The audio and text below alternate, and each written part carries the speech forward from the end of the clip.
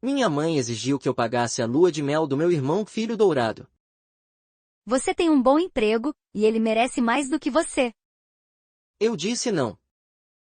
Aí ela tentou entrar na minha conta do banco escondida. Só que o banco detectou a tentativa. Disparou o alerta de fraude na hora. E pouco depois, a polícia bateu na porta dela. Agora ela me liga chorando, implorando para eu retirar a queixa. Crescer como segundo filho lá em casa era como ser figurante. Eu tava sempre no fundo. Sempre apagado. O protagonista era meu irmão mais velho, o Bruno. Tudo girava em torno dele. Futebol do Bruno. Notas do Bruno. Amigos do Bruno. Futuro do Bruno. E eu? Eu era o outro. Minha mãe, a Lúcia, nem disfarçava. Ela tinha orgulho do favoritismo. O Bruno ficou com o quarto maior, mesmo eu sendo mais alto. Quando ele fez 16, ganhou o carro novo. Cheirando a plástico, tudo brilhando. Eu herdei o carro velho dele anos depois. Um Gol acabado. Sem ar-condicionado. E com a porta do passageiro que só abria por dentro. A faculdade do Bruno foi paga até o último centavo. A minha? Eu ouvi, se vira. O dinheiro tá apertado. Engraçado, dinheiro só ficava apertado quando era comigo. Meu pai morreu quando eu tinha 11. Infarto. Do nada. Num dia ele tava ali. No outro, sumiu do mundo. Ele era o único que realmente me enxergava. Todo sábado cedo, ele me levava para pescar. Represa, silêncio, conversa baixa. Enquanto Bruno dormia até tarde. Meu pai me ensinou a cuidar de dinheiro cedo. E ele sempre dizia uma coisa. Trabalho é a única coisa que ninguém consegue te tirar. Eu acreditei. Até hoje eu acredito. Depois que ele morreu, acabou qualquer proteção entre mim e minha mãe. O Bruno virou o mundo inteiro dela. E eu virei só, o menino que morava ali também. Os meses depois do funeral foram pesados. Eu lembro do jantar. Minha mãe toda preocupada com o Bruno. E a escola? E o treino? E os amigos? E os planos? Pra mim, quase nada. Quase nenhum olhar. Quase nenhuma pergunta. Eu aprendi a sofrer sozinho. Aprendi a engolir tudo por dentro. E aprendi que esperar carinho dela era perder energia. E reclamar? Não adiantava. Sempre que eu falava do favoritismo, vinha a ladainha. O Bruno é mais sociável. O Bruno tem mais potencial. O Bruno precisa de mais apoio. O Bruno merece. Recado entendido, ele importava. Eu não.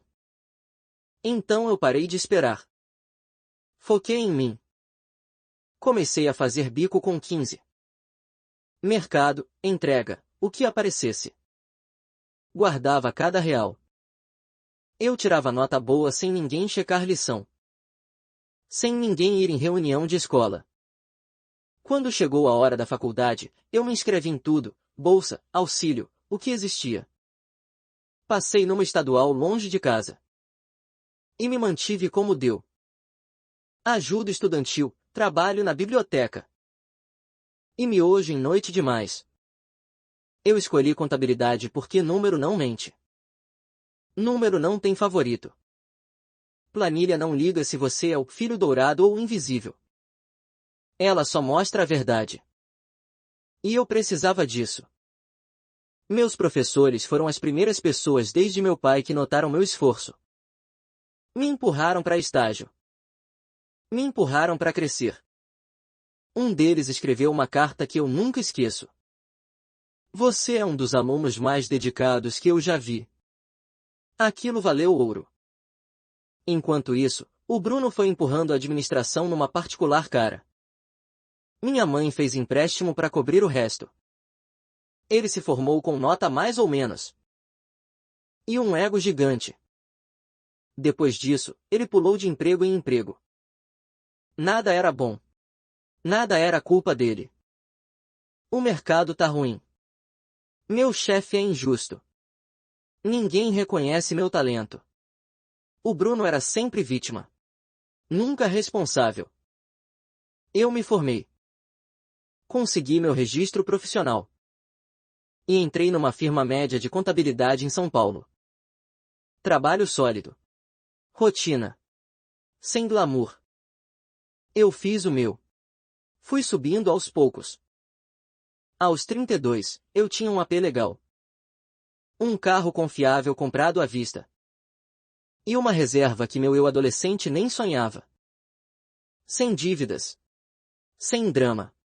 Só paz. O Bruno, aos 35, estava na quarta virada de carreira. Continuava no aperto. Continuava pedindo dinheiro para minha mãe. E continuava sendo intocável. O perfeito. Quando ele anunciou que ia casar com a namorada, a Camila, parecia que ele tinha ganhado um prêmio. Minha mãe me ligou chorando, emocionada. Meu bebê vai casar, ele merece ser feliz. Era Bruno pra cá, Bruno pra lá. Eu parabenizei. Na festa de noivado, apertei a mão dele. Disse que eu tava feliz por ele. E eu tava, em parte. Eu não odiava o Bruno. Ele só foi criado para achar que o mundo devia tudo para ele. Isso era mais culpa da minha mãe do que dele. Ele era o que ela moldou. O planejamento do casamento engoliu o ano seguinte. Minha mãe se meteu em tudo, como se ela fosse a noiva. O salão. As flores. O buffet. Minha mãe colocou uma grana pesada do dinheiro da aposentadoria para bancar o casamento. E eu confesso que me deu um embrulho no estômago. Eu sabia o quanto aquilo era irresponsável. Mas era o dinheiro dela. A escolha dela. Não era da minha conta. Eu fui convidado pro casamento só como convidado. Não fui padrinho. Nem perto disso. O Bruno escolheu os amigos da faculdade. E um cara da academia. O próprio irmão não entrou. Quando minha mãe me ligou para contar da turma do noivo. O Bruno só se sente mais próximo dos amigos, sabe? Você entende, né? Eu entendi. Do jeito que eu sempre entendi. Sendo deixado de lado como se fosse normal. E lá em casa, era normal. Eu lembro de comprar minha roupa sozinho. Fiquei parado numa loja, olhando ternos que eu conseguia pagar à vista. E pensando como tudo era diferente pro Bruno. Os padrinhos dele deviam ter terno pago, resenha, jantar, ensaio. Todas aquelas coisas que vêm junto quando alguém te valoriza. Eu só tinha o mesmo. No fim, escolhi um terno grafite. Caía bem. Sóbrio. Custava menos que um mês do meu aluguel. Prático. Discreto. Igual eu. No dia do casamento, eu fui. Sentei numa mesa lá atrás. Com uns primos distantes que eu mal conhecia. Vi o Bruno e a Camila trocando votos. Bati palma quando todo mundo bateu. Comi o frango do buffet, caro e meio seco, como sempre. Fiz conversa fiada com um parente que me olhava tentando lembrar meu nome. Você trabalha com o que mesmo? Você mora onde mesmo? Eu respondia. Eles sorriam. E esqueciam na mesma hora. Eu fui embora mais cedo. Sem alarde. Sem despedida. Sem ninguém notar. Só mais um dia sendo invisível na minha própria família. Aquilo devia ter sido o fim. Casou, pronto. Vida que segue. Só que 3 meses depois, veio a ligação que mudou tudo. Era uma terça-feira à noite. Eu tinha acabado de chegar do trabalho em São Paulo. Afrouxei a gravata. Abri a geladeira para esquentar uma massa de ontem. Aí o celular tocou. Mãe brilhando na tela. A gente se falava, no máximo, uma vez por mês. Conversa curta. Ela me dava notícias do Bruno. E fazia 2 perguntas sobre mim, sem ouvir a resposta. Eu atendi esperando o roteiro de sempre. Mas ela veio diferente. Oi, meu filho, tudo bem? E o trabalho? E o tempo aí? Você viu as fotos do casamento que a Camila postou? Eu fui respondendo no automático. Até que eu senti a virada. A voz dela ficou mais macia. Mais medida. Aquele tom cuidadoso. Calculado. O tom de quando ela quer alguma coisa. Então, o Bruno e a Camila estão precisando de uma lua de mel de verdade. Eles não conseguiram logo depois do casamento. Foi muita despesa. A Camila tá estressada no emprego novo. E o Bruno tá se matando de trabalhar. Eles merecem uma viagem linda. Para comemorar. Algo especial. 2 semanas no Havaí. Ou no Caribe. Eu soltei um HM que não dizia sim nem não. Só esperando o golpe. A questão é que eu já gastei demais no casamento. Eu não tenho mais como ajudar. E o Bruno ainda tá se estabelecendo. Eles não têm condição de pagar isso agora. Mas você tem um bom emprego. Você tá nessa firma faz anos. Você não tem esposa nem filhos. Você tem economias. Ela fez uma pausa, como quem monta o palco. Eu fiquei quieto. Eu acho que seria tão bonito se você pagasse a lua de mel deles. Como um presente da família. O Bruno ia ficar tão grato. Ia significar muito. Eu ri. Não foi risada de humor. Foi um sopro curto, de incredulidade. Eu perguntei se ela estava falando sério. Claro que eu tô falando sério. O que tem de engraçado? É seu irmão. Eu falei que isso não era um presente. Era um rombo. 2 semanas fora do Brasil, Havaí ou Caribe, para 2 adultos. Com passagem, hotel, passeio, comida. Isso dá dezenas e dezenas de milhares de reais. Fácil. E podia passar de 60 mil sem esforço. Minha mãe soltou aquele suspiro que eu conheço desde criança. O suspiro de você tá me dando trabalho. Ele merece. Ele trabalha duro. A vida não foi fácil para ele. Ele não teve as mesmas oportunidades que você. Eu quase engasguei. O Bruno teve tudo na mão. Eu paguei minha faculdade sozinho. Eu construí minha carreira no braço. Enquanto ele pulava de emprego e pegava dinheiro com ela. Mas tá. Sem oportunidades. Eu disse não. Direto. Sem floreio. A conversa esfriou na hora. Nossa! Como você é egoísta! Você não faz nada pelo seu irmão. Você não liga pra família? Eu disse que eu ligava pra família. Eu só não aceitava ser tratado como caixa eletrônico. Eu não tinha obrigação de bancar férias do Bruno. Só porque eu fui responsável e ele não. Mas pensa no casamento. Ele nem te colocou de padrinho. Ele ficou sentido com isso. Isso podia ser um jeito de acertar as coisas. De mostrar que você não guarda mágoa. Eu disse que eu não guardava mágoa. Mas eu também não ia comprar respeito por dinheiro. Se o Bruno quisesse proximidade, ele podia me ligar. A gente não tinha uma conversa de verdade fazia mais de 1 ano. Minha mãe mudou a tática de novo. A Camila vem de família que viaja muito. Os pais dela fazem viagens lindas. O Bruno tá com vergonha. Ele tá se sentindo menos homem. Isso tá acabando com a autoestima dele. Eu respondi que a autoestima do Bruno não era a responsabilidade do meu saldo no banco. Ela ficou em silêncio por 1 segundo. E então veio a facada, do jeito que ela gosta. Você sempre teve inveja do Bruno.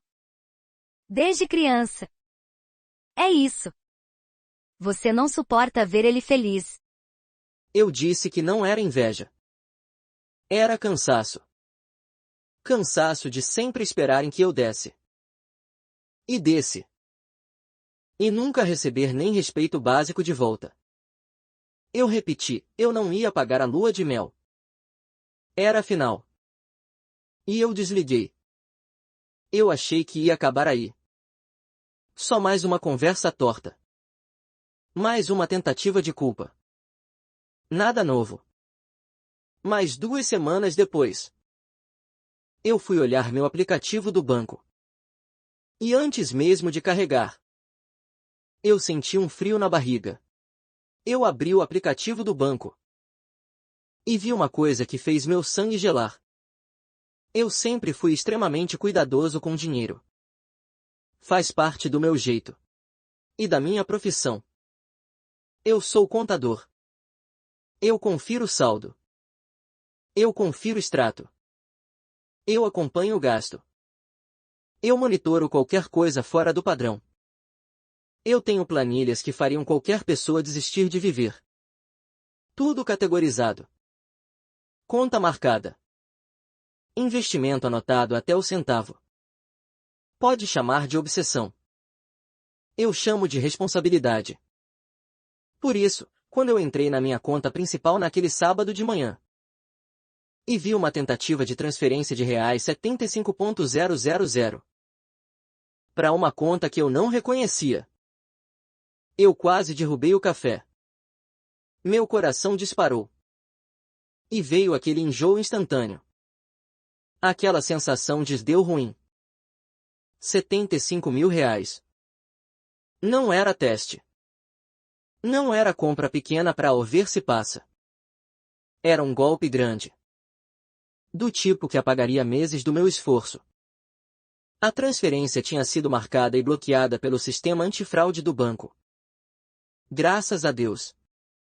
Graças a Deus mesmo. Mas o fato continuava ali, gritante. Alguém tentou entrar na minha conta. Alguém tinha meus dados. Alguém tentou mandar embora uma parte enorme das minhas economias. Minha primeira ideia foi, golpe. Vazamento. Roubo de identidade. Algum criminoso com meus dados. Eu liguei pro banco na hora. Passei por todas as confirmações.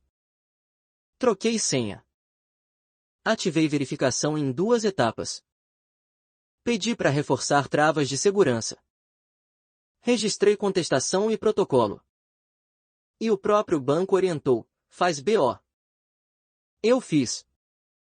Pela internet mesmo, no site de registro. E mandei o número do BO pro banco. A atendente falou que eles iam investigar. Que dava para ver de onde tinham tentado acessar. Qual aparelho? Qual rede? Procedimento padrão. E que iam me procurar em alguns dias. 3 dias depois, quem me ligou não foi o banco. Foi um investigador da Polícia Civil. Da delegacia que lidava com esse tipo de fraude. Ele disse que o banco repassou as informações do meu BO. E que a análise trouxe uma coisa, bem específica. A tentativa de acesso que disparou a transferência. Não vinha de um lugar aleatório. Não vinha de outro estado distante por acaso. Vinha de um endereço residencial identificado. A casa da minha mãe. Da Lúcia. Em Campinas. Eu fiquei mudo por uns 10 segundos. Tipo, travado. Como se meu cérebro estivesse tentando reiniciar. O investigador perguntou se eu conhecia alguém naquele endereço. Eu disse que sim. Minha mãe mora lá. Ele perguntou se eu tinha dado acesso para ela. Se eu tinha autorizado. Se eu tinha passado senha. Eu respondi na hora, não. Nunca. Absolutamente não. Eu não passo meus dados para ninguém. Ele falou que, pelo conjunto das evidências, alguém daquela casa tentou acessar minha conta, usando informações obtidas sem meu consentimento. E que aquilo podia configurar crime. Fraude. Tentativa de desvio de dinheiro. Coisa séria. Aí ele me fez a pergunta que eu nunca imaginei ouvir envolvendo a minha própria mãe. Ele perguntou se eu queria seguir com a denúncia. Se eu queria representar formalmente. Para eles abrirem um inquérito de verdade. Minha cabeça virou um caos. Porque não era ela pedindo. Não era ela chorando. Não era ela me pressionando. Era minha mãe tentando tirar R$ 75.000 de mim escondido. Sem eu saber. Sem eu autorizar. E mandar para uma conta que eu não reconhecia. Se o banco não tivesse travado. Eu talvez só percebesse quando já fosse tarde demais. Eu falei que precisava de um dia para pensar. O investigador entendeu. Me passou o contato direto. E disse para eu ligar quando decidisse. Aquela noite eu fiquei olhando pro teto. Tentando processar tudo. Pedir dinheiro é uma coisa. Fazer drama é outra. Minha mãe sempre foi assim. Irritante, mas previsível. Agora, tentar cometer fraude? Contra o próprio filho? Isso era outro nível. Era uma linha que eu não achava que ela cruzaria. No dia seguinte, cedo, eu liguei de volta. Eu disse que sim. Eu queria seguir. Eu queria que fosse pra frente. Ele disse que daria andamento. Que uma equipe iria até a casa da minha mãe para ouvi-la. E ele me avisou. Quando é família, sempre dá repercussão. Eu precisava me preparar pro estrago. Eu disse que eu entendia. 2 dias depois, meu celular virou um incêndio. Mensagens da minha mãe, uma atrás da outra.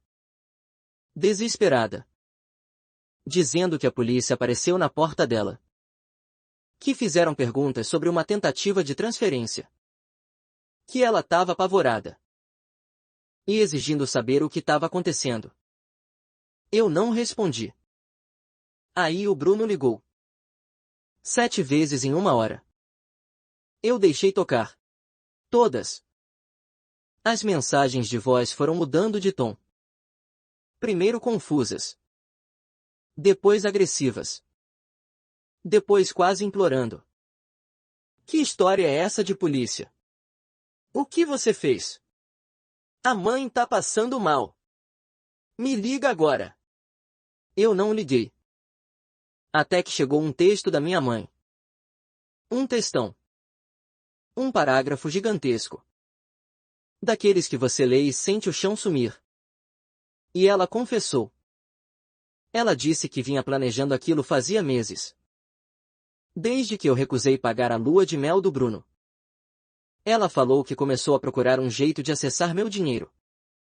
E lembrou de uma coisa antiga. Anos atrás, quando eu ainda confiava nela. Eu tinha colocado o nome dela como contato de emergência em algumas coisas. Telefone de recado. Confirmação de segurança. Um contato de confiança. E ela usou isso para fazer engenharia social. Ligou pro banco. Fez uma cena. Disse que eu estava numa emergência. E convenceu alguém a ajudar. Ela conseguiu resetar minha senha. Colocou uma senha que ela controlava. E falou como se fosse nada. Eu ia usar pro Bruno. Pra família. Você nem ia notar na hora. E não é roubo de verdade. Porque a gente é família. Família divide tudo. Eu li aquela mensagem 3 vezes. 3. Para ter certeza de que eu não estava enlouquecendo. Depois eu bloqueei o número dela.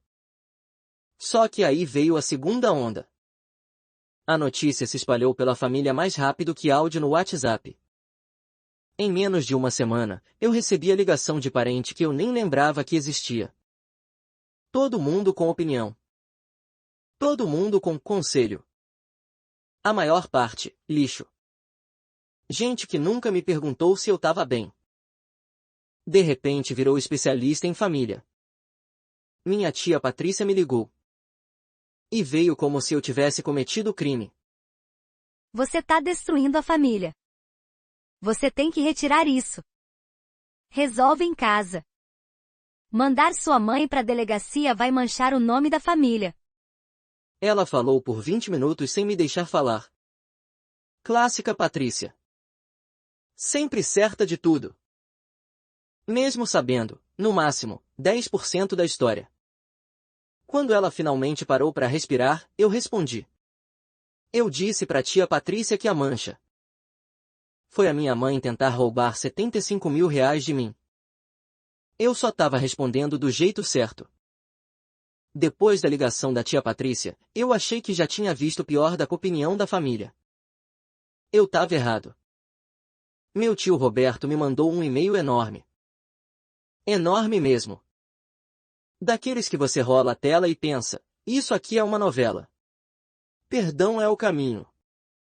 Ele escreveu sobre perdoar e seguir em frente. Falou que guardar raiva só machuca a gente. Que laço de família vale mais do que dinheiro. Aí ele enfeitou. Colocou citação religiosa. Frase de palestrante motivacional. E no final ainda veio um pós-escrito, todo doce. Espero que você encontre paz. Aquilo me deu uma sensação ruim. Meio condescendente. Como se eu fosse o problema. E ele, o sábio acima do bem e do mal. É fácil falar de perdão quando não foi você que foi traído. Eu respondi curto. Seco. Quando alguém tenta roubar você, isso não é laço de família.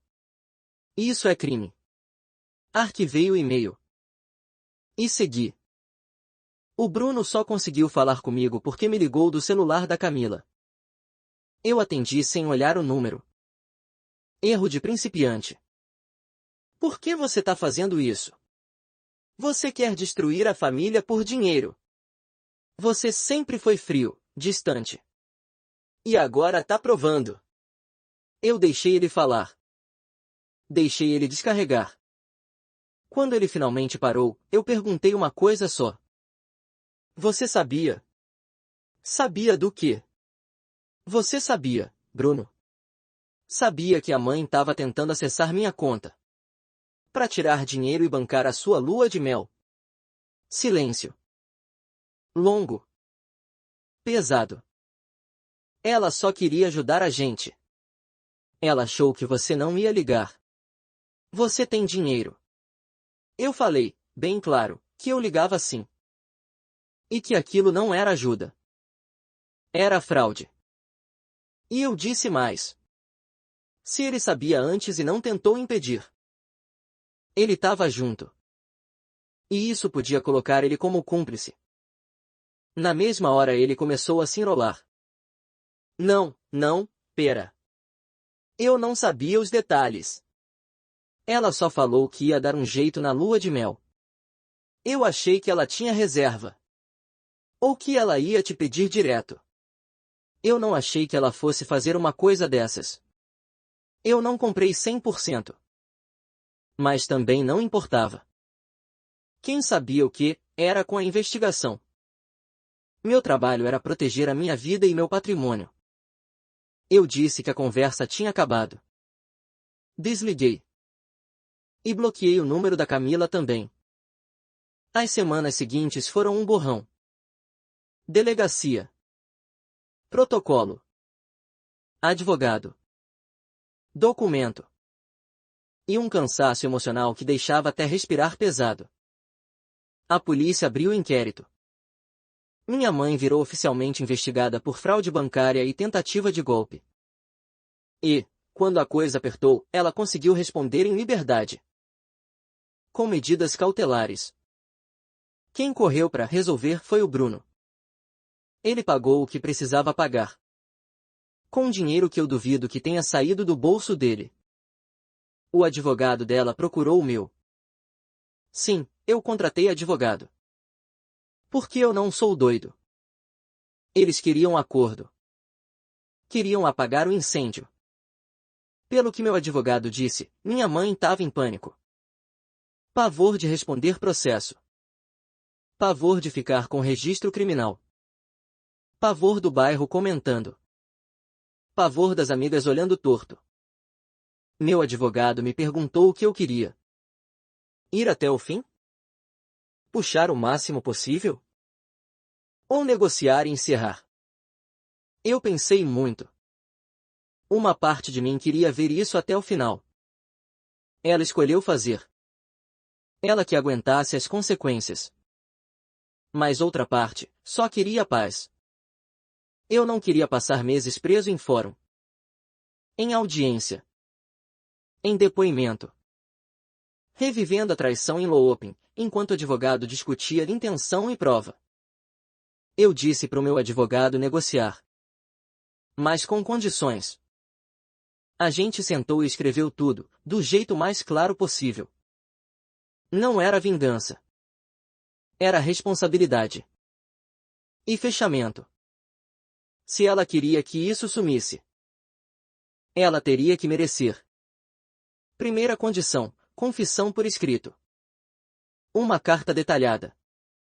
Com firma reconhecida em cartório. Assumindo o que fez. Dizendo, sem rodeio, que foi errado. Sem foi mal, mas sem minimizar. Sem me culpar por ela ter ficado desesperada. Uma admissão clara, ela tentou fraudar o próprio filho. Segunda condição, ressarcimento total. E aqui era importante, não era o valor do golpe. Porque o banco bloqueou os R$ 75 mil. Era o custo que sobrou para mim. Advogado. Taxas. Segurança extra nas contas. Tempo perdido. Estresse. O total dava por volta de R$ 60 mil. Terceira condição, medida protetiva. Proibição total de contato por 5 anos. Nada de ligação. Nada de mensagem. Nada de e-mail. Nada de aparecer na minha casa. Nem no meu trabalho. Se ela quebrasse isso, eu queria que o acordo caísse e o processo seguisse com força total. Quarta condição, ela teria que fazer um curso. Um programa de conscientização sobre crimes financeiros. Para entender, oficialmente, o que é fraude. O que é crime. E o tamanho do estrago que isso causa. Eu queria comprovante. Quinta condição, ela assinaria que não tinha qualquer direito sobre meus bens. Nem agora. Nem no futuro. Sem expectativa de herança. Sem chantagem emocional depois. Nossa relação financeira estava encerrada. Permanentemente. Meu advogado levantou a sobrancelha em 2 partes. Mas disse que era tudo razoável e dava para formalizar. Ele enviou os termos para o advogado da minha mãe. A resposta voltou em menos de 48 horas. Minha mãe aceitou tudo. Tudo. Eu até estranhei. Eu esperava alguma briga. Alguma tentativa de reduzir coisa. Mas o medo de consequências faz milagre. O advogado dela disse que ela estava arrasada. Remorso. Devastada. E que assinaria o necessário para consertar. Eu não senti vitória. Não teve catarse. Não teve alívio imediato. Só uma sensação pesada. De que era assim que minha relação com a minha mãe terminava. Não com conversa. Não com abraço. Mas com advogado. Papel. E proibição de contato. A gente marcou a reunião de assinatura. No escritório do meu advogado. Território neutro. Minha mãe iria com o advogado dela. Eu iria com o meu. A gente assinaria tudo. E cada um seguiria pro seu lado. No dia da reunião, eu cheguei cedo. Sentei na sala de reunião com um copo d'água na mão. Eu não bebi. E uma pilha de documentos que eu já tinha decorado. Meu advogado tentou puxar papo sobre o tempo e sobre futebol. Eu só ia assentindo com a cabeça, sem ouvir de verdade. Quando a minha mãe entrou, eu quase não reconheci. Ela parecia mais velha. Menor. Como se tivesse encolhido dentro da própria pele. A mulher confiante que ignorava meus limites e exigia meu dinheiro não estava mais ali. No lugar, tinha alguém derrotada. Quebrada. Ela sentou na minha frente, com o advogado dela ao lado. Nossos olhos se cruzaram por um segundo. Eu vi as lágrimas se formando nos olhos dela. Ela abriu a boca como se fosse falar alguma coisa. Mas o advogado tocou no braço dela e balançou a cabeça. Aquilo era reunião jurídica. Não era terapia de família. A gente foi passando pelos documentos, um por um. Meu advogado explicava cada parte. O advogado dela confirmava que ela entendia. Minha mãe assinava onde marcava. Rubrica aqui. Assinatura ali. Data no final. Quando chegou na carta de admissão de culpa, ela hesitou. A mão dela tremeu um pouco segurando a caneta. Por um instante eu achei que ela ia travar de vez. Mas ela assinou. Página por página. Depois veio a ordem de restrição. Proibição total de contato por 5 anos. Ela assinou também. Por último, o acordo de ressarcimento. Ela teria que pagar R$60 mil em até 90 dias. Se não pagasse no prazo, entravam multas e penalidades. Assinado. Fechado. O processo inteiro levou mais ou menos 1 hora. Quando acabou, todo mundo levantou. Meu advogado apertou a mão do advogado dela, só por formalidade. Eu não apertei a mão de ninguém. Eu só peguei minhas cópias dos documentos. E fui em direção à porta. Eu sinto muito. Eu nunca quis que chegasse nesse ponto. Eu só queria ajudar o Bruno. Eu cometi um erro terrível. Eu parei na porta, mas não virei. Eu disse que o tempo de pedir desculpa era antes. Antes de ela tentar entrar na minha conta. Antes de ela fingir emergência. Antes de ela planejar tudo. Antes de ela me escolher por último mais uma vez, para escolher o Bruno primeiro. Agora era só palavra. Palavra vazia. Que não desfazia nada. Eu saí. Eu não olhei para trás. 6 meses depois do acordo, eu fui promovido a gerente. Comecei a liderar um time de contadores mais novos. Meu chefe disse que eu tinha dom para liderança.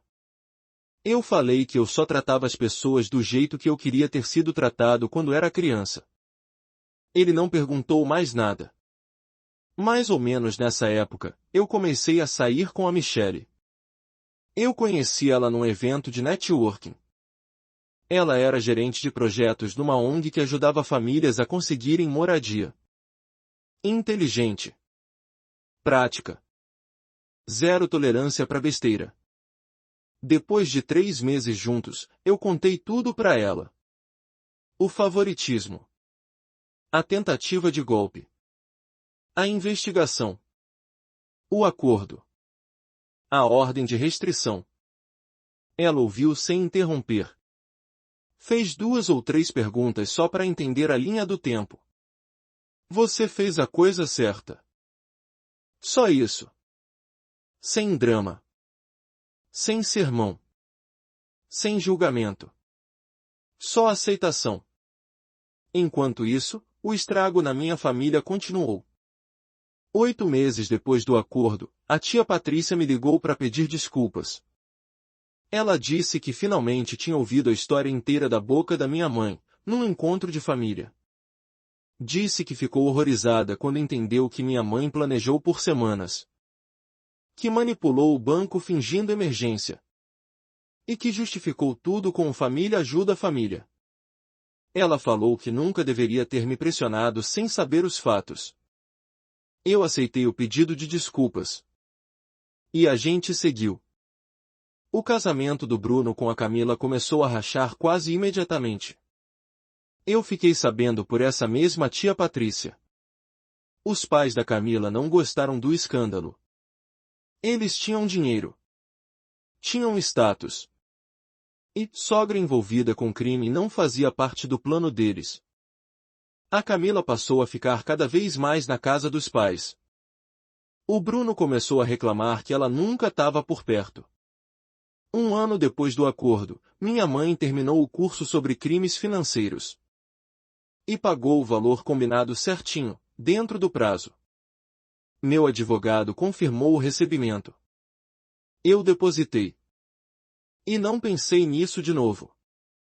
18 meses depois do acordo, o Bruno me ligou de um número que eu não conhecia. Eu atendi no automático. Eu preciso falar com você. Tá tudo desmoronando com a Camila. A mãe tá deprimida, quase não sai de casa. A família tá um caos. E é tudo culpa sua. Eu disse que a família tava um caos porque a minha mãe cometeu um crime. Eu mandei ele apagar meu número. Desliguei. E bloqueei aquele número também. 2 anos depois do acordo, eu comprei uma casa. Pequena. 3 quartos. Num bairro quieto. Eu dei 20% de entrada, com dinheiro que eu juntei ao longo dos anos. A Michelle me ajudou a escolher os móveis. A gente adotou um cachorro do abrigo. Um vira-lata elétrico chamado Biscuit. Ele destruiu 2 pares de sapato na primeira semana. Eu nem liguei. A casa finalmente parecia um lar. 6 meses depois, a Michelle se mudou comigo. E numa terça-feira qualquer, cozinhando jantar, sem pedido ensaiado e sem show. A gente só conversou sobre o futuro. Eu perguntei. E ela disse sim. A gente marcou a data pro ano seguinte, na primavera. 3 anos depois do acordo, eu ganhei outra promoção. Gerente sênior. Sala com janela. Meu time já tinha 12 pessoas. Eu ganhava mais do que eu jamais achei que ia ganhar. Mas o mais importante era outra coisa. Eu era respeitado. Valorizado. Visto. Tudo que eu nunca tive em casa, eu construí para mim no trabalho. Nessa mesma época, o Bruno e a Camila se divorciaram oficialmente. A tia Patrícia me contou numa ligação. Ela disse que foi feio, que os advogados dela vieram para cima. O Bruno perdeu a casa que eles tinham comprado com a ajuda dos pais dela. E voltou a morar com a minha mãe. Com 38 anos. Um círculo completo. 4 anos depois do acordo, eu e a Michelle casamos. Cerimônia pequena num jardim botânico. 30 convidados. Do meu lado, ninguém da família apareceu. Só a tia Patrícia. Ela chorou e disse que meu pai teria ficado orgulhoso. A gente passou 10 dias na Costa Rica. Lua de mel simples e perfeita. E a gente pagou tudo do nosso bolso. Cada centavo. Quando a ordem de restrição de 5 anos expirou, eu esperei para ver o que ia acontecer. 2 semanas passaram. Depois 1 mês. Depois 3. E nada. Nenhum contato da minha mãe. Eu pensei que ela tinha seguido em frente. Ou que tinha medo demais de se aproximar. Aí, 18 meses depois do prazo vencido, chegou uma carta. Era a dela. 4 páginas. Tudo escrito à mão. Ela admitia tudo. Dizia que falhou comigo como mãe. Não só pela tentativa de golpe, mas pela minha infância inteira. Ela disse que finalmente entendeu o quanto me machucou. E que não estava pedindo perdão. Só queria que eu soubesse que ela sentia muito. Eu li uma vez. Coloquei numa gaveta. E não respondi. 2 semanas depois, o Bruno apareceu no meu trabalho. Ele entrou no saguão como se tivesse direito. Pediu para a recepcionista me chamar. A segurança estranhou porque ele começou a se alterar. Eu recebi o recado. Desci para ver o que ele queria. Ele estava péssimo. Mais magro do que eu lembrava. Olheiras profundas. Roupa amassada. Com cara de usada por dias seguidos. Voltar a morar com a nossa mãe claramente não fez bem para ele. Eu preciso falar com você. Eu disse que a gente não tinha nada para conversar. A mãe tá mal. Ela quase não come. Quase não dorme. Ela passa o dia no banco de alimentos. Como se tivesse tentando pagar uma dívida. A família tá caindo aos pedaços. E você é o único que pode consertar. Você deve isso à memória do nosso pai. Essa última parte chamou minha atenção. Não por emoção. Por manipulação. Usar o meu pai contra mim. Era o truque mais velho do livro. Eu respondi na hora. Eu disse que meu pai teria vergonha do que a nossa mãe fez. Eu disse que meu pai me ensinou a trabalhar pelo que eu quero. Não a roubar de alguém da própria família. O Bruno não teve resposta. Ele só ficou ali, parado. Derrotado. Eu disse que a família não era minha responsabilidade. Eu mandei ele ir embora antes que eu chamasse a segurança. Ele foi. Eu vi ele saindo pelo vidro do saguão. Indo pro carro. Um sedã velho. Com o para-choque traseiro amassado. Bem longe dos carros novos que a minha mãe comprava para ele. 3 meses depois disso, eu recebi uma ligação de um hospital. De Campinas. Minha mãe tinha desmaiado no banco de alimentos. Desidratação. Exaustão. E acharam meu número como contato de emergência. Provavelmente de anos atrás. Quando eu ainda morava com ela. A enfermeira perguntou se eu queria ser avisado do estado dela. Eu disse para removerem meu número da ficha. E desliguei. À noite, a Michelle perguntou sobre a ligação. Eu contei. Ela perguntou como eu me senti. Eu disse a verdade. Eu não senti nada. Qualquer ligação que eu um dia tive com aquela mulher tinha sido cortada tão completamente que ouvir sobre um problema de saúde dela parecia ouvir notícia de uma estranha. 1 mês depois do hospital, a tia Patrícia me ligou com notícia. O Bruno tinha arrumado emprego. Cargo de entrada numa concessionária. Não era glamouroso, mas era fixo. Ela disse que ele estava tentando se ajeitar. Disse que minha mãe tinha saído do hospital e voltado para a rotina. A família estava sobrevivendo. A Patrícia perguntou se eu pensava em reaproximar. Eu disse não. Ela entendeu. E não insistiu. 6 meses depois, a Michelle me contou que estava grávida. A gente ia ter um menino. Eu passei aquela noite acordado, pensando no tipo de pai que eu queria ser. A resposta foi simples. O oposto do que eu vivi. Presente. Atento. Justo. Eu ia ver meu filho. Ver de verdade. Todo santo dia. A gente começou a preparar o quarto do bebê. Pintou as paredes. Montou o berço. O biscuit ficou confuso com os móveis novos, mas se adaptou rápido. Eu e a Michelle falamos de nomes por semanas, até fechar num James, em homenagem ao meu pai. E no dia a dia, a gente já até chamava de Jaime. A Michelle adorou a ideia. Disse que era bonito honrar alguém tão importante para mim. 2 meses antes da data prevista, chegou outra carta de Campinas. Dessa vez não era desculpa. Era aviso. Minha mãe tinha atualizado o testamento. Ia deixar tudo pro Bruno, óbvio.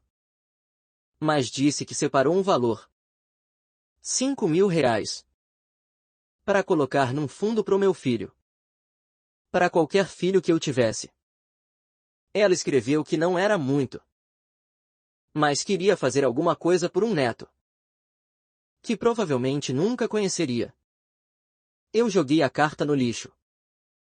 Se meu filho precisasse de R$ 5.000, eu mesmo dava.